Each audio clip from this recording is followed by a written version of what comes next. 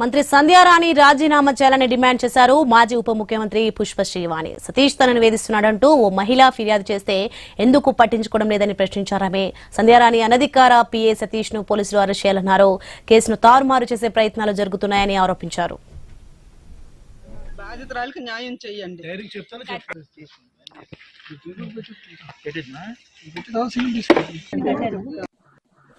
ఒక బాధ్యత గల మంత్రిగా ఉన్నటువంటి మీరు ఈ రోజు మీ పిఏ వ్యవహారం ఏదైతే ఉందో, ఒక బాధ్యత మహిళ ఇచ్చినటువంటి కంప్లైంట్, ఆమెకు జరిగినటువంటి అన్యాయం, వీటన్నిటికీ కూడా బాధ్యత వహించి మీరు రాజీనామా చేస్తేనే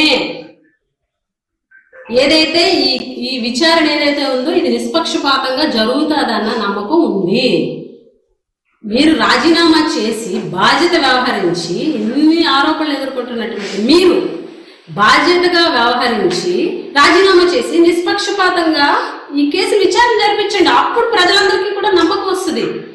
మీరు బెదిరిస్తూ, మీరు పోలీస్ వ్యవస్థలు మేనేజ్ చేస్తూ, మీరు సాక్షుల్ని బెదిరిస్తూ, బాధితురాలను బెదిరిస్తూ, ఆ ఆధారాలన్నీ కూడాను తేలితే 10 రోజుల్లో తేలిపోతే అప్పుడు మీ అంత చూసి మీరు ఎలా చెప్తారు? అసలు ఆధారాలు మార్పింగ్ ఆధారాలు ఉంటాయి. కాబట్టి మంత్రి సంధ్యారాణి గారు రాజీనామా చేయాలి. ఇది మా ప్రధానమైనటువంటి డిమాండ్. ఒక